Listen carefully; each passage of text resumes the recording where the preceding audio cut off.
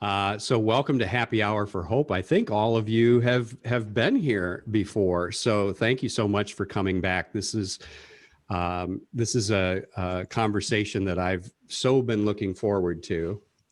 You're taking my man away. Thank you. So I want to go through kind of the lay of the land for Happy Hour for Hope. We have a YouTube channel where we keep recordings of all of our sessions, and you can see that we have John Kippen, who is with us tonight. His session was the last one, and Christine Wall, who's with us tonight. Thank you, Christine, for being my guest and for being here. All of the old episodes are up here on the YouTube channel. So if you go to YouTube, all you have to do is just plug in Happy Hour for Hope and you have access to those. There's some amazing, amazing guests, amazing conversations that we've had. I am so grateful to all the people that have inspired us over the last 13 months. We also have a Happy Hour for Hope Facebook page. If you would like to go and become a member of that page, I post information there about good things going on in the world. I let people know when the recordings are up. I share information about upcoming episodes of Happy Hour for Hope. So that's the Facebook page.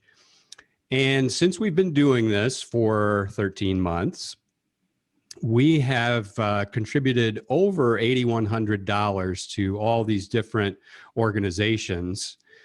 And, you know, they kind of fall into, I guess, 4 categories. The first is for COVID relief. The second would be racial and social justice. The third is climate change. And then the fourth is just kind of the general lifting up of people who need some support, as we all do from time to time. And so if you would like to make a contribution, all you have to do is visit happyhourhope.com. And on the website, you'll see there's this donate button over here. And you click the donate button, and that takes you to your choice of drinks. So you can buy a soft drink for $5, beer or wine for $10, a cocktail for $15, a pitcher of margaritas for $25. You can buy a round for $50, and top shelf champagne is $100. And that is the fun way that you can make a contribution. And so I'll back up just one moment because I just want to point out on the website, after each episode, I update it with information about who's going to be the guest next time. So you can always go there to see who's coming up, and you can, you know, let your friends and family know that they can visit Happy Hour for Hope, happyhourhope.com to get that information. And there's also a repository of the videos on Happy Hour for Hope, happyhourhope.com. So tonight's charitable partner is the Breathe Arts Health Research Center. Will, is that? Yeah, center near enough. It's a not-for-profit associated with the charity. Yeah, so Will's going to talk a little bit about that later on, but Will, could you just tell us, or do you want to save that? Well, tell us a little bit about it, just for sake of, for people who would like to make a contribution, what might be helpful for them to know. Sure thing. So just to give you the very quick version, because we're going to be talking a fair amount about Breathe and some of the projects that Breathe work on later on. Breathe is an arts in health organization. So it works with a range of different patient groups across the NHS, which is the public healthcare system that we have in the United Kingdom. And Breathe looks at arts in health. So in some instances, the bit that I'm most involved with, that's magic in a healthcare setting. Sometimes that's working to help people with mental health challenges. Sometimes it's to help improve dexterity for people who've lost it. Sometimes it's working with people with a variety of other conditions. There are other artists involved as well. So they do all sorts of pop-up performances. They do several thousand performances in hospital settings each year.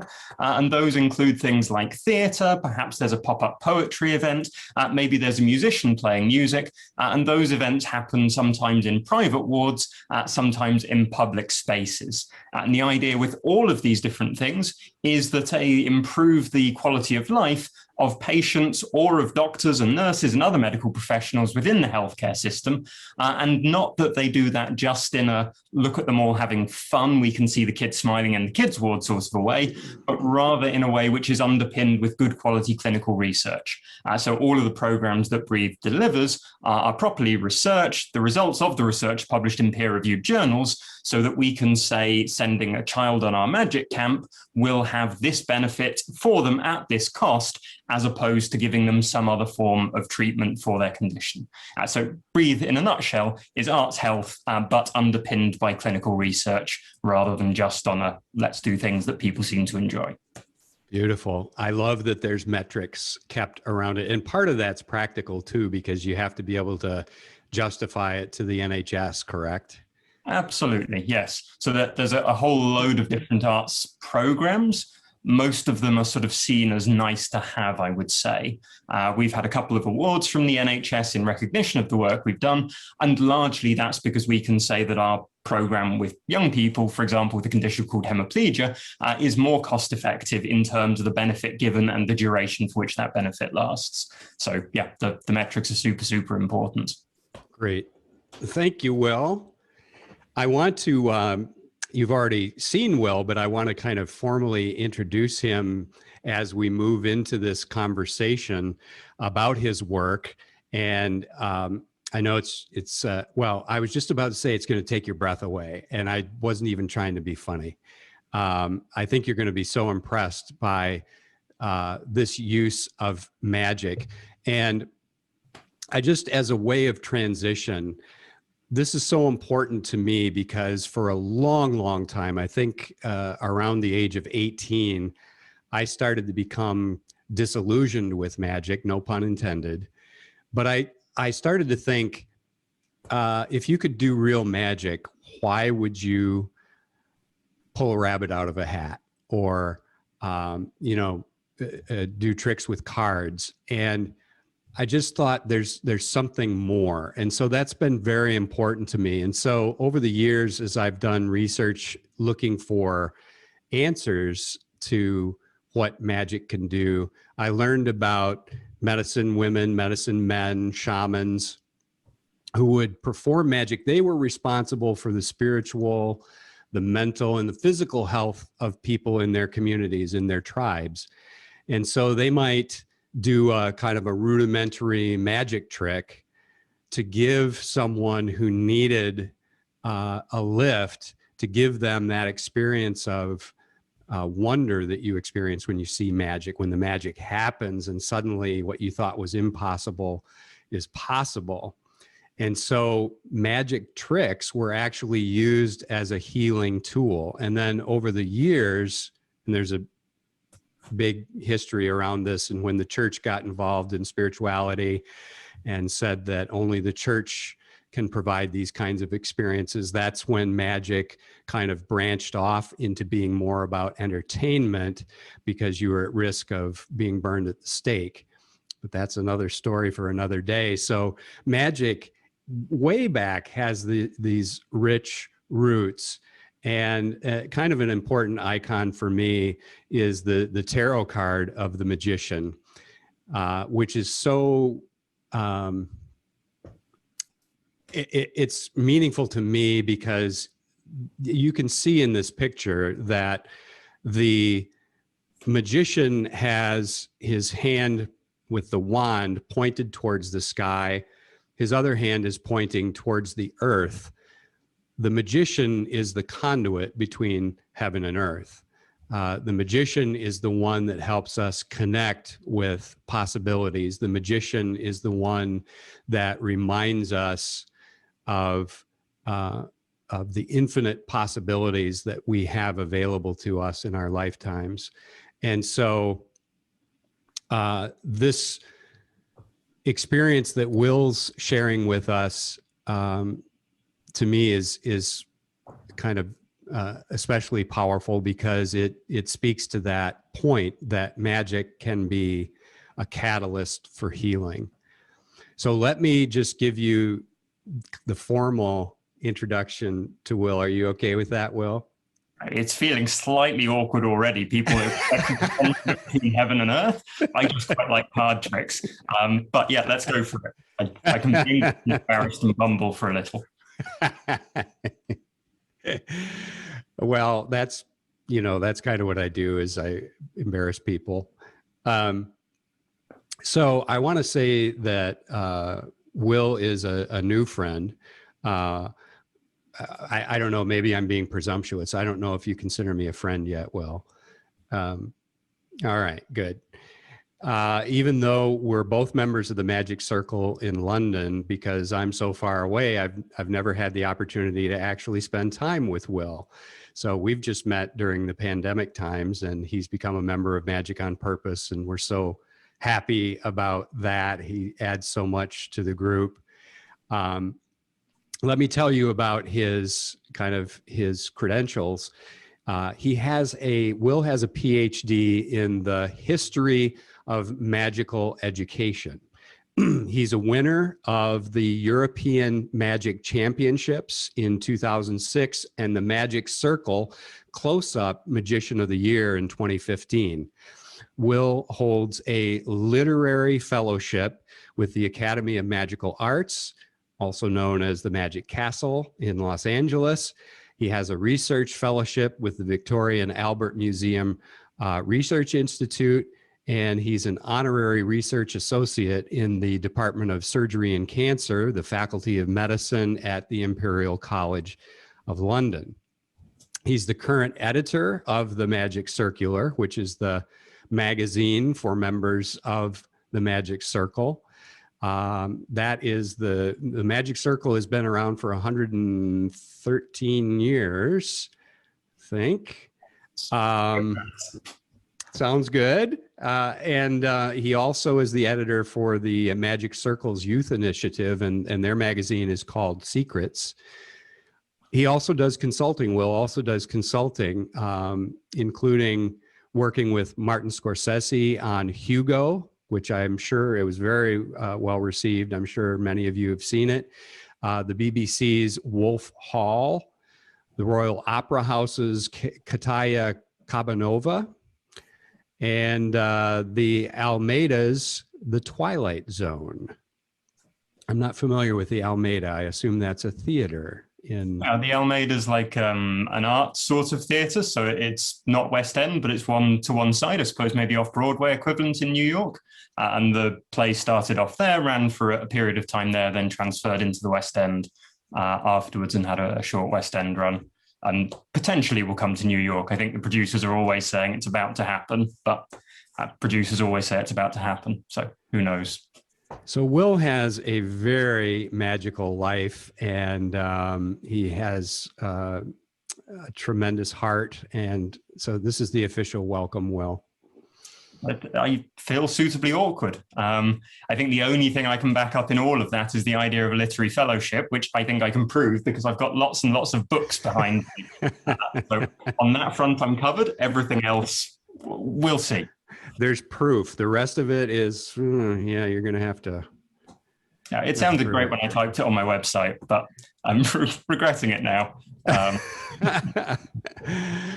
Well, Will, as a starting point, I think it's always interesting to hear the magician's story. How do you get into magic? How did you find your way into this world? Sure. So a friend of my grandfather's was a very good magician. It was a chap called Claude Perry, who was a member of the Inner Magic Circle, so sort of highest level you can get there, worked professionally for 70 years or thereabouts. And he heard that I had been given a magic trick one Christmas, as so many young people are. He wrote me a letter where he sort of said that he was a magician too. I was definitely not a magician at this point, but he was flattering as well as kind to me. And he then sent me a box with a selection of magic tricks in it. Wow. I started writing to him. He wrote back to me. For about 5 years, we wrote each other letters once or twice a month. I didn't know other magicians or magic shops or any of that stuff existed. He was sort of my only route into this world. And then after a long time, really, I spoke with him on the telephone, went to visit him at his home, and then discovered the kind of wider magical world through the Young Magicians Club and the Magic Circle. So yeah, the short version, I got given a magic trick when I was a child and failed to grow out of it. What a generous person he was, though. Yeah, very much so. Very much so. And there are 3 or 4 other magicians in the UK who all sort of trace back to him as being one of their mentors. We're sort of generations separated, I suppose. So it feels almost like there was one at a time. But yeah, a very, very kind man. I think one of the things that sort of illustrates his kindness, there's a great magic trick where you have a card chosen, shuffled into the deck and signed. You then take out your sword, because everyone should have a sword these days, throw the deck in the air, and then you stab the chosen card on the sword. And another mutual friend wanted to buy one of these, and Claude happened to have one. So the friend went round, had a chat with Claude, had a couple of goes stabbing cards to see that it would all work out well for him, and decided he wanted to buy it. Claude said that would be absolutely fine. And how much money are you thinking of? The guy who wanted to buy the sword said something, I don't know what it was, say £100. And Claude went, oh, no. That is far too expensive. I couldn't take more than £20 for it. And then the guy trying to buy it is saying, no, it's worth more than £20. At least let me give you £80 for it. And they sort of have this reverse haggling where the guy selling it is saying, no, it's not worth that much. And the guy buying it is going, no, really, it is worth that much. Just pay you a little bit more for this thing. Yeah, and he was very, very generous in that way, and then very generous with time and support and so forth as well. The honest hagglers. Yes, absolutely. If only the rest of the world worked like that, it would be so much easier in so many ways. It would be fun. Well, I'm just struck by how kind he was. That's the kind of things that make the world go round, I think. And there is a lot of that I found in the magic world, a lot of kindness. And my first mentor, Martin Els in St. Petersburg, Florida, was very much the same. He had a shop, and he would take me. I would go to visit with my grandfather, and my grandfather would chat up Mrs. Els, and Martin and I would go in back, and there were a lot of boxes and tubes and all these things that were attractive to a kid. And he would always convince me to buy a book. And then we would crack the book open, and he would work with me on something just for, 30 minutes or so. But so generous, and not out to just make a buck off this kid whose grandpa probably would have bought him a box or a tube. Yeah, absolutely. I had, when Claude died, a lot of his props and sort of memorabilia got distributed amongst a group of different people. And I got some of the books, which is very exciting, but also a big file he had with my name on it. And it's every letter that I ever sent him, starting when I was 11 years old and couldn't write or spell particularly well, but also a whole load of kind of foolscap pages that he had written when I'd visited. And it turned out every single time I went to his house, he wrote down a list of 20 or so things that he thought he might show me. And then he wrote down whether I liked them or didn't like them or was interested in them, whether he gave me something to do with it or taught me it. And then the next time, I suppose, would make sure that he was doing more of the things that I had found interesting, or was showing me different things and not repeating something that he'd shown me last time. So yeah, I've got a fat old stack of these letters and pages of notes from him. Have you ever written about him or shared any of these stories more widely? Because it's so inspiring, especially being a magician. To hear those stories inspires me to want to be more supportive. I haven't particularly, no. He's one of those people, I would say, who was a very good magician, doing very well in the world of magic, but not kind of top level. So I guess in America at the moment, you've got your David Blaine's and your David Copperfields and so forth, your Lance Burtons, your Matt Kings, all of whom are very, very well known. Then you've got a whole load of people who are going around, they're working all the time, they're doing loads and loads of gigs, Yeah. but not sort of a big name. They're not somebody who's doing loads of innovative stuff. They're not somebody who's selling particularly big venues. And he's very much in that sort of next notch down, I would say, which is no reflection on his skill, but he had a day job throughout his life and didn't do the sort of big thing. So I suspect it would be a fun book to write, and I suspect there'd be about 5 people who'd want a copy, and I would owe all of them thanks after writing it, so I'd have to give them all the copies afterwards. They'd be the only ones interested. Well, but it is something I think which does underlie a lot of the things I think about with magic, where Claude was just very nice to someone who was 11 years old, he didn't know anything about, for no particular reason. And presumably he was nice to all sorts of different people in all sorts of different ways, but it happened that that little bit of nice that was very little trouble for him ended up having a huge impact on me, because all of the stuff to do with magic, meeting you guys this evening, doing the shows, doing all of this other stuff, wouldn't have happened without that one little bit of, oh, maybe I'll send this kid a letter. He might like it, he might not. And so I think sort of remembering maybe that little thing might be the spark that ignites something and changes someone's direction is, a good thing to keep in mind, perhaps. A great thing to keep in mind. How old how far along did he get to see you progress? So he died when I was 19 or 20. So he saw me get good at card tricks. He didn't really like kind of fiffle-faffly sleight of hand card trick stuff. He was much more a stand-up parlor or stage magician. So he saw me get very interested in a branch of magic he didn't really care about, but he was very supportive about nonetheless. And I think the one thing that was very, very nice is that he saw me get to 18, which is the youngest you can be when you apply to join the Magic Circle. And he was able to sort of support me in the application process. And then both he and I were able to go to the Magic Circle headquarters as members. I didn't drink at the time, so I probably had a lemonade. He didn't particularly drink, so he probably had a grapefruit juice. But we were able to join this club that had been a huge part of his life at that point, has been a big part of my life since, and sort of share a little bit of time there. So that was very nice. Yeah, I love that kind of ending. I love that you had that opportunity together. That's a beautiful picture. Yeah. So I had a question, and folks, please pop any questions or comments that you have down in the chat. We would love to kind of, I'm going to pull those up so that I can keep a little better track of that as we go along. Dan says, I think it'd make a great article in a magic magazine.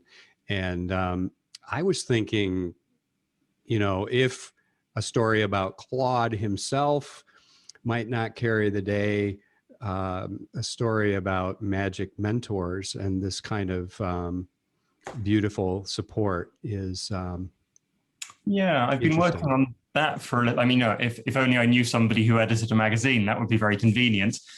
So as an editor, I've been working on a thing where I would like to get magicians to write about somebody who's made a big difference in their life and their practice of magic, whether it's somebody who teaches a trick who they've never met, but the trick's the one that pays their bills, or it's the person who gave them magic lessons when they were a kid, or whatever that is.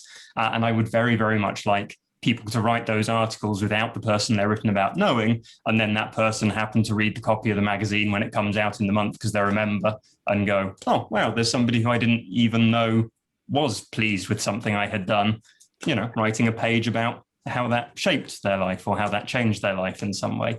So I very much want to do that, but I haven't quite got to it yet. Well, you've got a few things going. Well, one or two. Christine asked a question. This is a great question. Can you list the places where someone can learn magic or earn a degree? She says, did you say Ph.D.? I did say Ph.D. It sounds like nonsense. It sounds like something I'm making up or in Harry Potter land or something like this. But I have an actual real life Ph.D. with a paper certificates and everything, and from an actual university as well, not a mail order certificate. So I went to Essex University and studied in their literature, film and theatre department.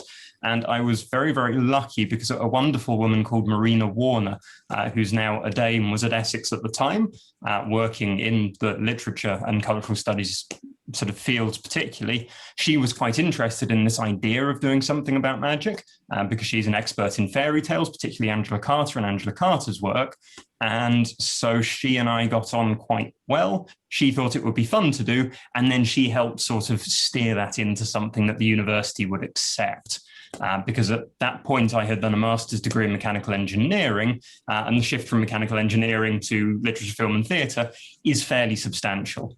With respect to that, the first piece of work they asked for was a written paper about the chap, Professor Hoffman, who I wrote about. I sent them in a thing which I was very, very pleased with.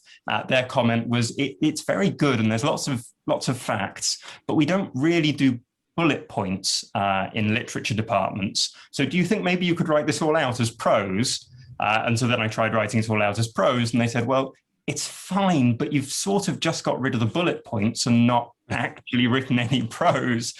Could you try reading some of the things that are done in this context? And then gradually they taught me to write in that way rather than a kind of scientific paper report. So I did my PhD there. There aren't many places who are doing university or formal higher education things to do with magic. There was a program that ran briefly in the University of Dance and Circus in Stockholm, DOCH, D-O-C-H, which was co-run by Johan Stahl and Tom Stone. It wasn't an entire program, but it was sort of 20 credits or so of the 100 that you would need to pass a year. So that was something which happened for 2 or 3 years. I don't think it's still running. And I think there's also a program in South Korea, which is having some absolutely incredible magicians appearing into the world at the moment. And I know they have some formal university accreditation. There is also actually a place called Le Double Fond in Paris, which is run by a father and daughter pair of magicians, and they've recently got an accredited degree, but I don't think it's run for long enough that anyone has gone through it and come out the other end. So we don't really know quite what that's going to be like quality-wise or anything. And yes. Yeah, Christine, she typed in just as I think a spelling or pronunciation check. Le Double Fond is the name of it. Is actually it's a nightclub, right, Will? Yes. Yeah, it's like a magic venue where people go to see shows, and they've done magic lessons for people for ages and ages and ages. And now they've done whatever it is one needs to do to get university accreditation for their course. The surname is Duvivier as well, if that might help when you're searching on Google. Yeah. I seem to remember a few years ago hearing about some initiative in Africa where there was does that ring a bell at all? There's a wonderful, wonderful, wonderful organization called the College of Magic. Yeah. Is in South Africa. It's not a college in the sense of like college, university degrees and this sort of thing. It's a charitable organization, and it takes young people from all sorts of different economic and social backgrounds and teaches them magic. And it's been incredibly successful in terms of getting some people out of very high levels of poverty, very low levels of education, and also very, very successful in getting kids from lots and lots of different types of backgrounds to work together and see each other as other people rather than, they're the kids who are over there in this very, very different world to the world I inhabit. So that's not kind of an academic-y higher education college, but is a really, really wonderful, wonderful project. Great. Thank you for that. Let's kind of segue into the work that we kind of highlighted as the focus of our conversation. You've worked with physicians and various institutions, organizations, using magic as a catalyst for healing in a variety of applications. That's just so different for magicians. Before we get into specifics, I'm curious to know what took you into that world? That is not a typical path for a magician. Did someone reach out to you, or did you have an idea and approach someone? Sure. So I a little bit of both, I suppose. So for my PhD, I studied this chap called Professor Hoffman, who wrote a very, very good magic book called Modern Magic in 1876. And the thing that made his book so good is that he said every single young person in the British Empire should learn how to do magic tricks, not because they're all going to become magicians, but because magic will teach them skills that will be useful in their professional lives. So it will teach them how to deceive, it'll teach them how to spot deception, it'll teach them how to talk to an audience, it'll teach them how to problem solve. All of these things will then be useful in their professional careers and in the service of the British Empire.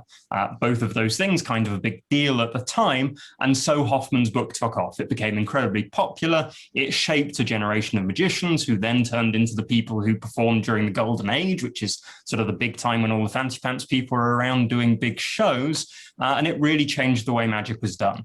And the thing that I liked about Hoffman's book was this idea of doing magic, but not doing magic just so you can show somebody a trick, but doing magic so that you can do something else.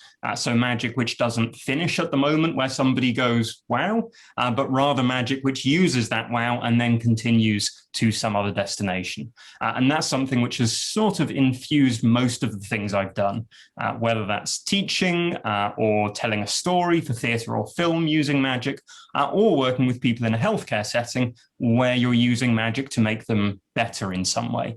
So that approach is very much something which I'm fond of. The particular route that I took to get into it was based on this organization, Breathe Arts Health Research, which was started really by two other magicians, a chap called David Owen, who's a barrister and a QC in London, but who does magic as a hobby and wanted to do magic in a healthcare setting, and a chap called Richard McDougall, who's one of the finest magicians I've ever met, and wanted to work with David in this context. So the two of them had worked with occupational therapists and arts health professionals to get this program started.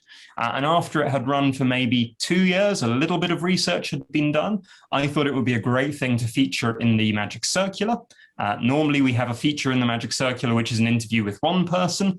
In this case, I think I did 6 interviews plus a sort of prose piece about it. And the piece stretched over double the length that a feature would normally get. As part of that, I went along to one of the camps and had a jolly good time. And they asked me to teach a trick to the young people. And by that point, I had done hundreds of lectures to other magicians, quite a lot of teaching to other people. And so I'm reasonable, I think, at explaining how to do a magic trick in clear step-by-step sort of ways. They liked the way I taught it, I suppose, and didn't say, don't come back. So I did come back. And kept coming back, and they haven't quite managed to pluck up the courage that they don't come back yet. In fact, I shall be going back tomorrow morning really? And work on a program. So yes.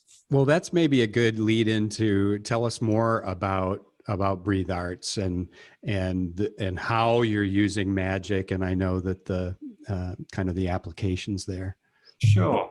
So there are sort of 2 strands to this, I suppose. One of them is day-to-day Breathe Arts health research, which might be pre-pandemic, pre-COVID, pre all of the restrictions that entails Breathe Arts health research. The other side of the project is what's been happening during the period of the last year and a half, when everything's been shifted around slightly for you, I'm sure, as much as it has for us over here. But in the normal world where in-person meeting happens most of the time, the flagship program for Breathe is for a group of young people with a condition called hemiplegia. So it's hemi as in hemisphere, one half, plegia, paralysis, one half of the brain is not working properly, and one half of the body is affected by that. So normally this is upper limb for the people we're working with, although there may be some difficulties with legs, but it turns into things making fine motor skills very, very difficult with one hand normally. So one hand might be just very, very stiff and it's very hard to move. It might be very, very weak, or it might be that the muscles in opposition to one another are just incredibly badly balanced. So all of the muscles on the inside of the finger, for example, might be very strong, muscles on the outside very, very weak, and that means that the hand is going to be permanently in a fist because the ones on the outside aren't strong enough to open that hand. So the hand might just be locked in this sort of position. So these young people would normally be given therapy. And the kind of therapy they would be given is get a drinking glass, put a stack of 10 coins in a row on the table, and every night we want you to spend half an hour picking the coins up one by one and dropping them in the glass using the hand that it's really difficult to do anything with. That will help. That will make a young person's fine motor skills better, but no 10 or 11-year-old in its right mind is going to spend half an hour picking up coins and dropping them in a glass every single night of the week.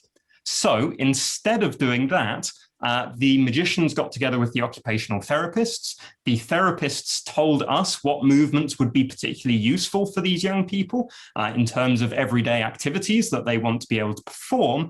And the magicians then looked at all of the different magic tricks we know about and said which tricks incorporate the actions that it would be great for these young people to practice.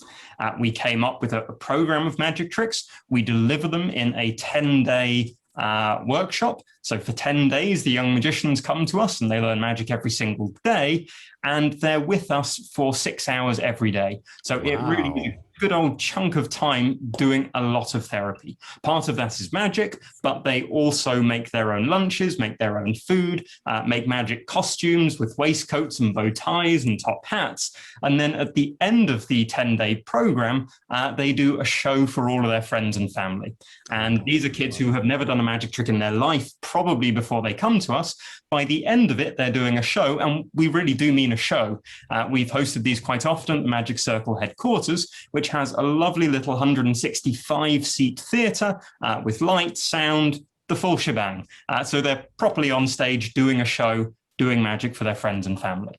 Now, what this does is twofold. The first thing it does is it means they practice these little repetitive actions an awful lot.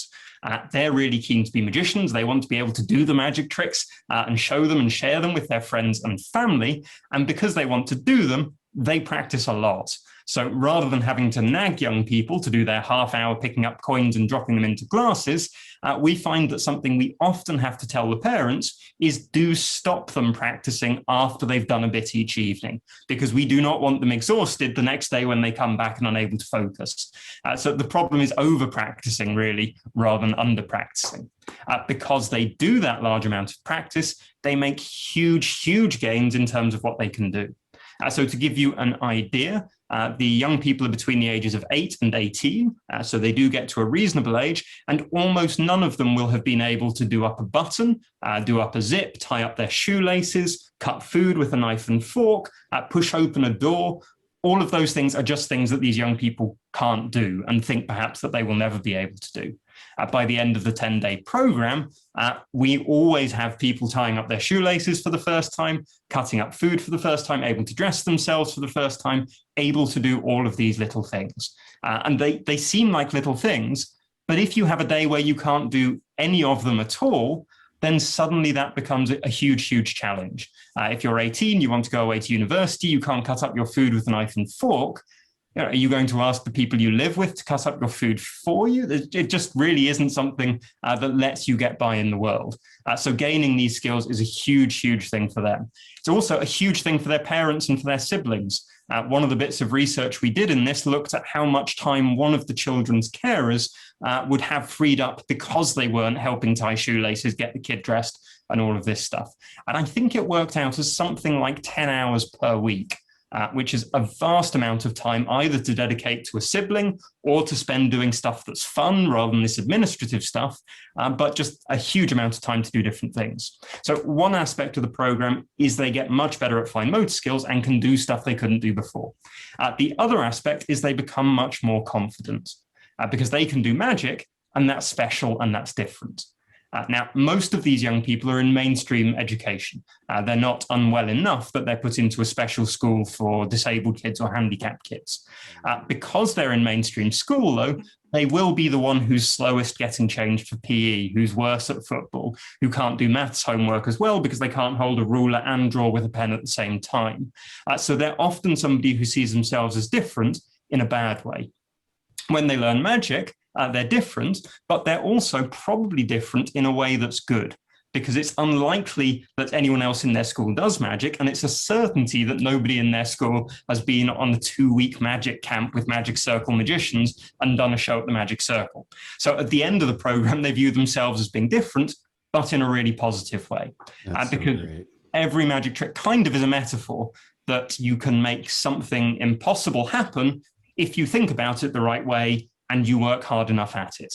And they learn that, of course, with the tricks they do, but that idea that things that seem impossible are possible if you think about them in the right way and practice hard enough sort of spills out, I think, into day-to-day life as well. And you're joined by other magicians, other Magic Circle magicians, right? Absolutely, yes. Do you have any idea how many kids you've worked with just in the program? Like, any idea? I don't. The Breathe celebrated its 10th anniversary 6 months ago or thereabouts. I think I've been working with them for 8 years or so. We would have typically 10 to 15 kids on a camp and maybe do 3 in a year. So, you know, it's not thousands of kids, but it's certainly hundreds of kids. Yeah, that's great. Now, another piece that you're involved in, another application of magic, is in the Center for Performance Science. Is that the right name? That's right. Yes, Am I remembering? Yes. Okay. Yes. So the Centre for Performance Science is a centre that's co-run by Imperial College, which is one of the big technical universities in London. Very good for medicine, very good for engineering, very good for maths, and the Royal College of Music, which is probably awful at engineering, maths, and medicine, but is very good at music. The clue's in the title somewhat, I suppose. And at the Centre for Performance Science, they look at performance in all sorts of different ways. So some of it's performance in a performance metrics, measurable things. Some of it's performance in terms of how you interact with people, how you engage with people. All kinds of different performance are covered by it. One thing they wanted to do was have a selection of artists in residence. Up until recently, I was quite proud because I thought I was the most exciting one as the magician in residence. There's also a puppeteer in residence, a lace maker in residence, a barrister in residence, a forensic criminologist in residence. Most recent one, though, which I'm slightly annoyed because I think they are cooler than I am, is the fighter pilot in residence. So I reckon the fighter pilot in residence wins in any conversation I can possibly have. But still, very interesting. And the thing, magicians are pretty cool. You know, we have a conversation about risk and what happens when you make mistakes with a group of medical undergrads. It's great fun. My best sort of an anecdote for that is I messed up a magic trick in front of 3,000 people once, and it felt horrific. The fighter pilot's best anecdote is he was on a live mission in France where they were demonstrating their ability to bomb things precisely. He wanted to get it right, so he flipped the little safety thing off the button that drops the bombs from his aeroplane. He then hit turbulence, thought maybe he'd brushed against the button, but it was probably fine. Carried on, dropped the bombs on the target, spun the plane around, saw the target incinerated, delighted, everything's going well, then saw that a couple of 100 meters further along, there was a fairly large hole next to a motorway or a freeway. I don't know what a motorway is in America. I can't remember off the turn of my head.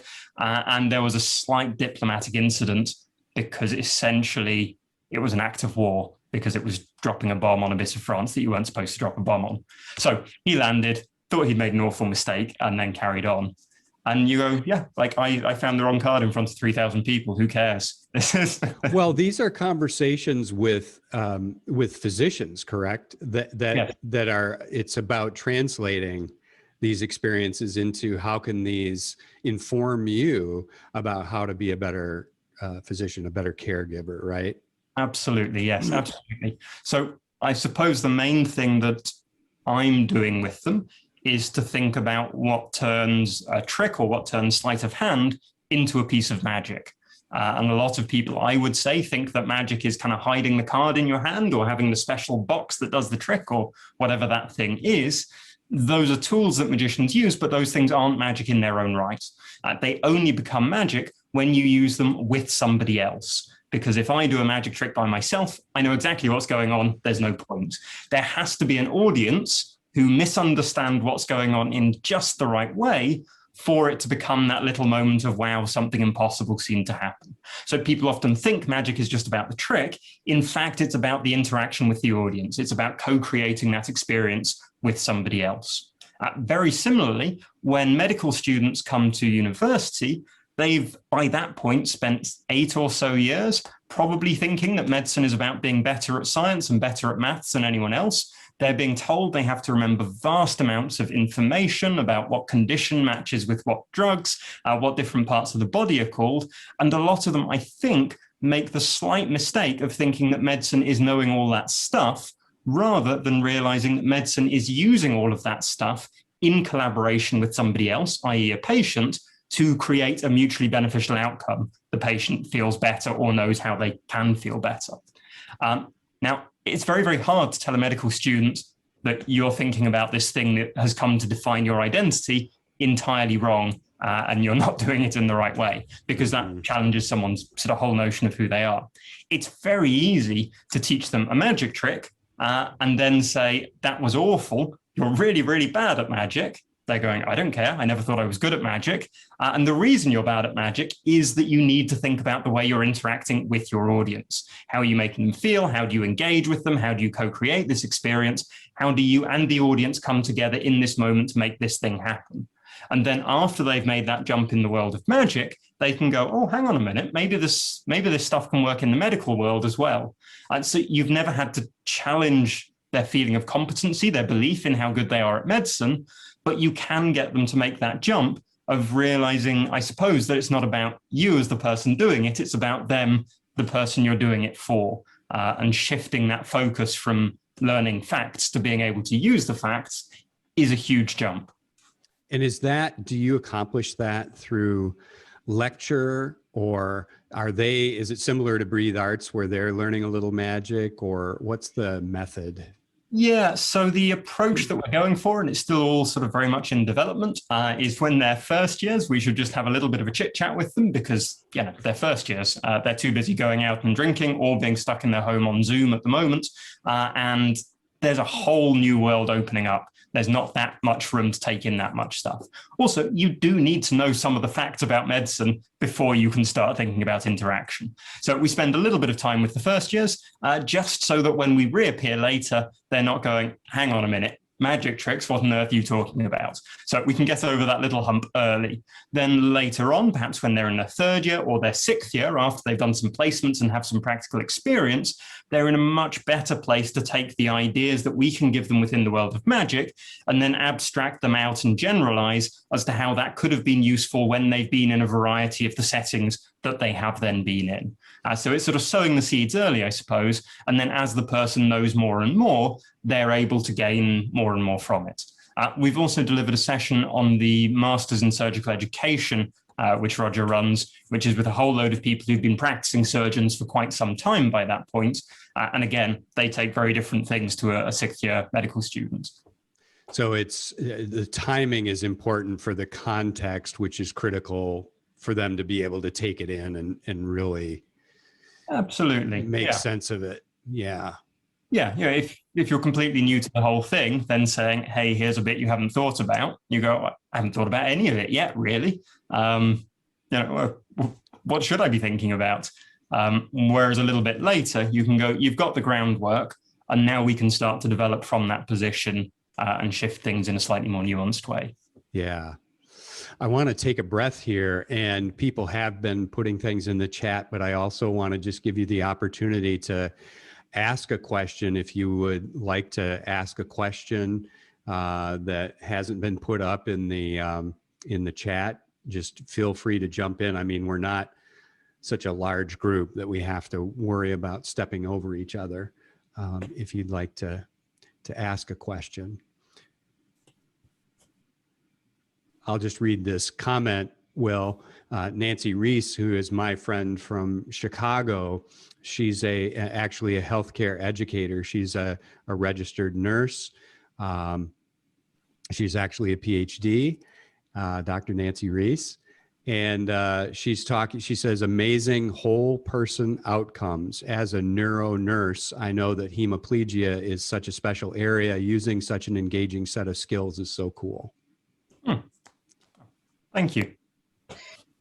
I just wanted to add to that. I'm thinking about my father who passed away a couple of years ago. They would ask him to, Mr. Reese, please move this quarter and put it in this cup. And he would look at them and say, why? I'm not going to do that.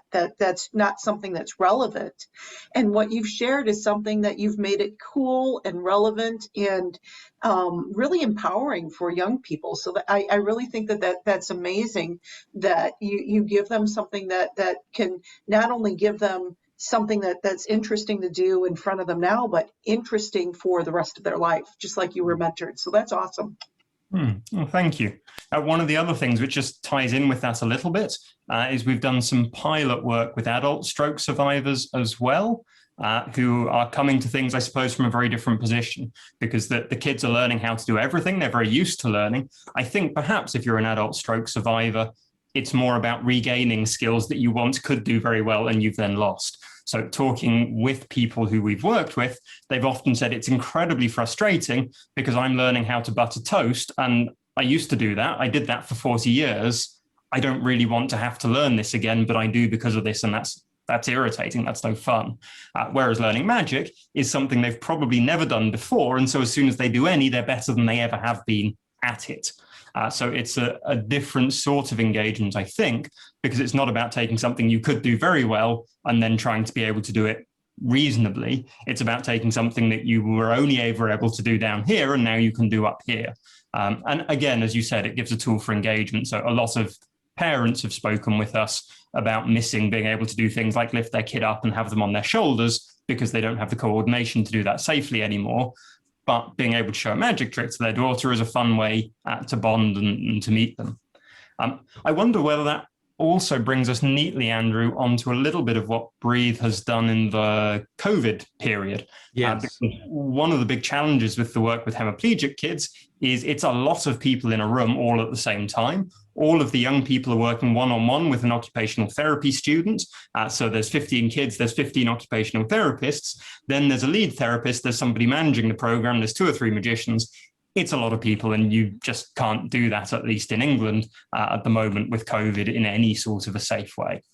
So Breathe tried to shift some of its work to online settings, and we delivered a number of programs, some of which are physical, some of which are around mental health, really just seeing how we might be able to engage different groups. One of the groups we worked with was refugees under the age of 18 who are still awaiting decisions from the Home Office as to whether they'll be able to stay in the country or not.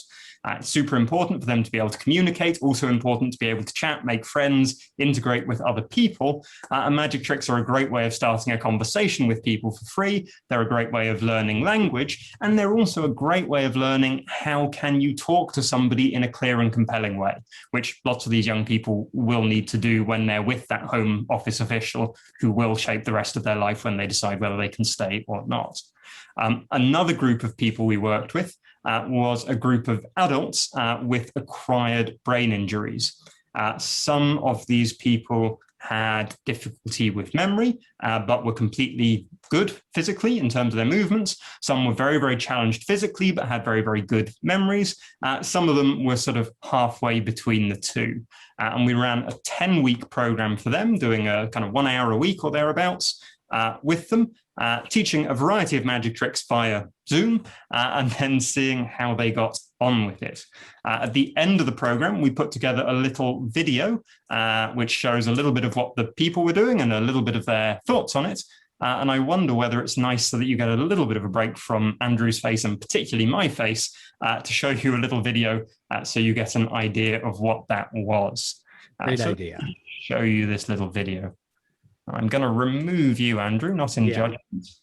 And then let's see if this will work.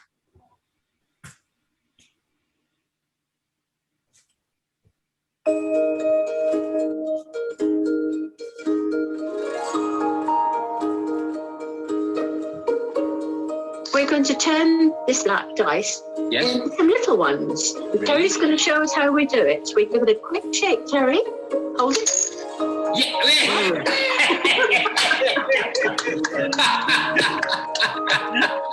It works even if we do it sideways. Fantastic. we ran a 6 weeks program working with their members who might benefit from using magic to help with sequencing and short-term memory.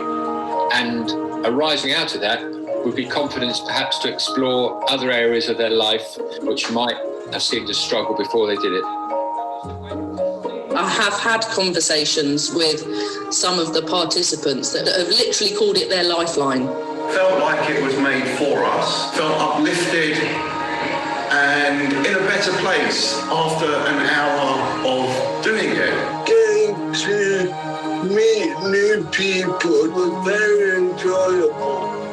We wanted to make sure that the plot of the magic trick only had 3 parts to it because it's an easy number to remember. To give an example, one of our magic tricks we taught was putting a piece of rope into a little box and cutting it in half. It's quite a logical progression. You have something whole, you destroy it, you restore it. I think in the first couple of sessions, it took much longer for the clients to master the sequence that they have to go through. And we're seeing now, we've just done session 4 yesterday, and we're seeing that they picked it up much, much quicker. So I have seen an improvement.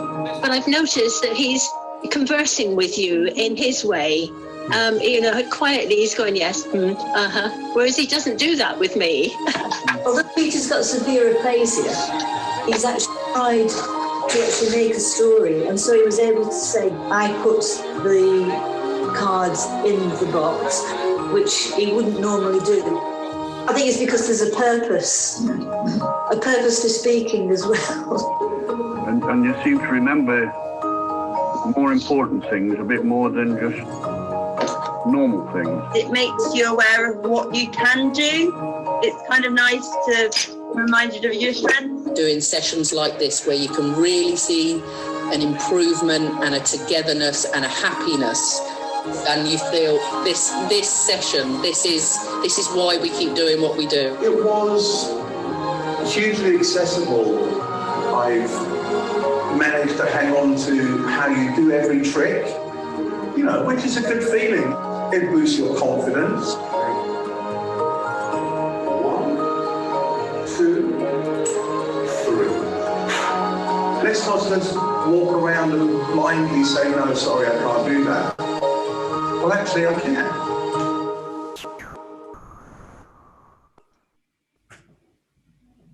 So that's just a little bit about one of the projects from last year. That's very compelling.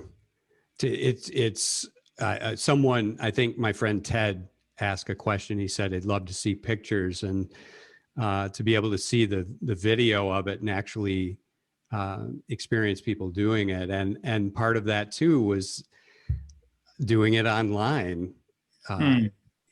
It just adds another dimension to it. It's so inspiring. Yeah, if people have a little bit of time that they're willing to spend on this, if you visit YouTube and look for Breathe Arts Health Research in the search thing, you'll find a whole load of different videos. And one of my favorite kinds are the before and after videos. So with the young people, we do a video with them on day 1 or 2 of the camp, where they talk about some of the goals they would like to achieve and show us how well they can do them. And it's normally trying to do up buttons on a shirt, trying to open a can of Coke, trying to cut up food, that sort of thing. And they can't do it predictably, not surprisingly. However, we then bring them back into the same room and film them doing the same things on day 9 or day 10 of the program, and you see them do the thing. You see a sort of joy on their faces that I think you very rarely see, like a smile which goes all the way through the ears and the eyes, and then often a bit of a giggle and that was just easy. What was going on there? Yeah, if you have a few moments and fancy having a look, searching for Breathe Arts Health Research on YouTube, we'll have several more videos along the same lines, but with different groups. And I did pop a little ways back in the chat, the Breathe Arts website address. We are at our time, and so I'll certainly understand if people need to drop off. Will has said and thank you, Will, for being here. Thank you for staying up late. It's midnight there, so thank you, bless you. The question, I did want to ask one more question that someone asked, because I think it's important. It would be helpful for us to know. I also want to tell you about our next Happy Hour for Hope gathering. So you might want to stick around a minute or two to hear about that. And then I don't want to put you on the spot, Will, but I'm wondering if we might see a little bit of that award-winning magic. I'm sure I can do a magic trick. Whether it'll count as award-winning or any of these things, who knows? But it will be. It will be.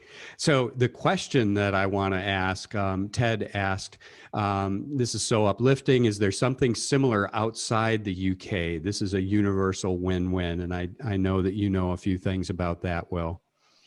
Yeah, absolutely. So there are quite a lot of projects that are like this. There's a chap called Kevin Spencer, who's doing an amount of work in the United States with similar sort of work.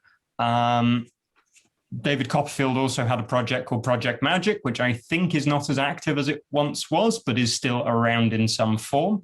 I think the big challenge is making sure that these projects are things which are underpinned by the clinical research. And I think that's the thing which Breathe does in a way that I haven't come across somebody else doing as well. There's rigor. Yeah. The other aspect, though, of all of that, I think, is that Breathe is certainly keen to do this in more places. So we worked with a group in Australia. They came to London. They came on a sort of training program. They came to one of the camps, learned what we do, how we do it, and why we do it. And then we went to Australia. I didn't, sadly, but one of the other magicians went to Australia and helped them run their first camp. And then they ran camps for a number of years. We've also worked with people in Israel, helping them deliver these camps. And I think, delivering it on a wider front is something that is a good thing and something that would be lovely to do. The big challenge, as with so many of these things, is A, finding the right people to deliver it and to drive it all along, and B, making it work in very different settings with very different financial restrictions and so forth. We're quite lucky in that we have the National Health Service, which means if you need treatment, you can get treatment. You don't have to worry about having insurance or paying for it or any of that sort of stuff.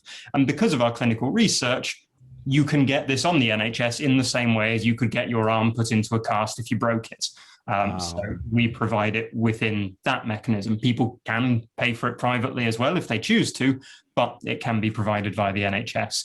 As soon as you start moving to other healthcare settings, I don't know how other healthcare settings work, but presumably there's a whole load of other stuff that needs to be figured out to make it possible. So I guess that's the other big challenge. So you could get a prescription for magic. Pretty much, yeah. And you could get that when you're 9 years old, which I think would be the greatest visit to the doctors that any 9-year-old has ever had. It would. It would. Well, dear friends, if you would like to learn more about Will, please visit his website, and that is drhoustoun.com. And you can learn more. He does have information about Breathe Arts, about the Performance Science Center, about his work that we didn't get a chance to talk about, consulting to film and theater, maybe for another time, but you can learn all about Will. And he is available to perform and share some of his unique talent and perspectives on magic and life, if you are interested. Also want to encourage you to visit happyhourhope.com to make a contribution to Breathe Arts Research. Go there and buy a drink, and we will turn 100% of the proceeds over to Breathe Arts. I want to invite you to next month's Happy Hour for Hope. My guest is going to be my friend, Frank DeAngelis. You might remember Frank. He was the principal of Columbine High School that fateful day when the mass shooting occurred. Frank is beloved in that community and is credited with a lot of the healing that took place in Columbine in the years following that event. And I talked with Frank the other day and just catching up, and what we'd like to talk about on August 12th is, where is Frank? Can you believe this? It's been 22 years. It's been 22 years since Columbine.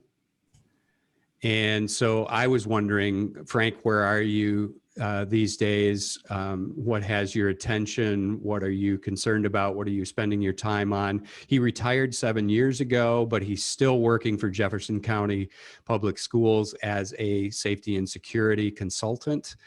And then he speaks all over the country about safety and about children and violence. So I think you'll want to be here for this conversation with Frank. He's just a beautiful, beautiful soul.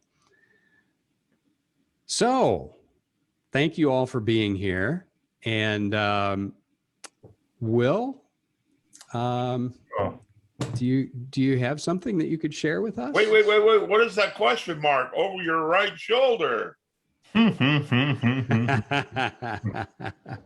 question mark is there for fun. It's been in our house for a year or so, and given nobody's coming to our house to ask about it, I've started popping it in the background for all the things I do. And it is a mysterious, exciting thing, which on the back says, "Don't be so nosy." So it's there just as a gag. That's against my nature, Will. That's against my nature. I was born nosy. You walked right into that, John. Yeah. So I recently, I was working on a little show thing and did an interview for Sky News here. And I had that in the background, and also my partner's PhD plan on the wall behind me, because it looked like I was doing very, very important things for my show if I had all of her Post-it notes where she's planning a PhD chapter on the wall behind me. And the presenter asked about the question mark, and I was going, do I, don't I? Is that something that's a bit too much for live television?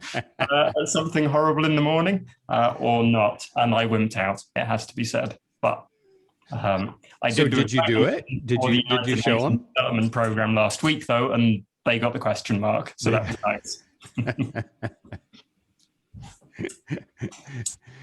However, if you would like to see a little piece of magic, I know it's getting late for you and it's getting early for me, I suppose, but I can show you something very quick. Something, in fact, which you normally perhaps wouldn't get to see, because it's a trick which you would normally only do for one, maybe two people at a time, the kind of thing you do sitting in a cafe on the opposite side of the table at just the right moment.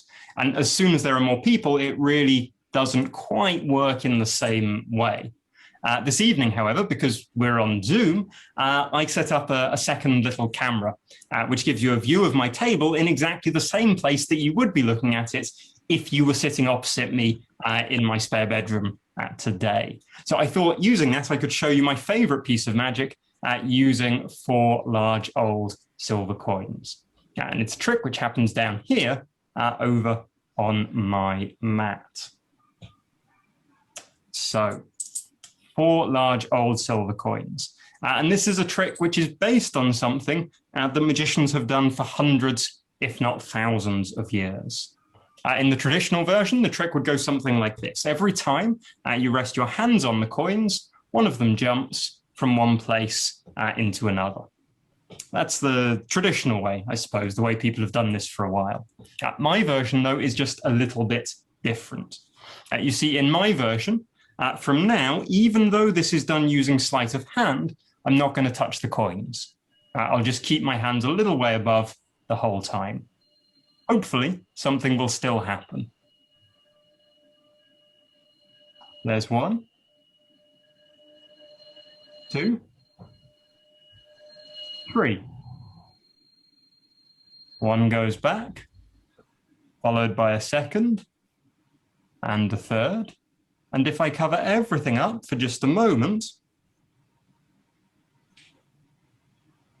all 4 go together in an instant. So that's a little piece of magic using 4 large old silver coins, 2 hands, and that I could only show to you thanks to the wonders of Zoom. Love. I was hoping you were going to do that. That is his masterpiece. And Trini, I was reading your lips while you were watching. I'm not going to share with everyone what she said when she was watching. It's so brilliant, Will. Thank you. Yeah, it's a trick I like doing. So it's one of those magical experiences that you almost want to tell people how it's done, because when you know how it's done, it's even more impressive. To me. Okay. Maybe not. We're not going to tell.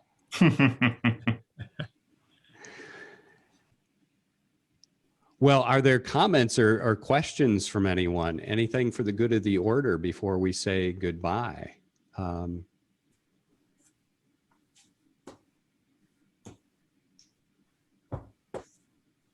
think we're getting thanked, and some people who had to leave earlier expressed their thanks. Will, very inspiring. Thank you so much for being here, and thank you all for being here. Please, if you can, no obligation, but if you can, make a contribution to Breathe Arts through Happy Hour for Hope. Just happyhourhope.com and make a contribution. Very good. Thanks very much indeed for having me. It's been a real pleasure to spend some time with you. Thank you so much, Will. You were awesome.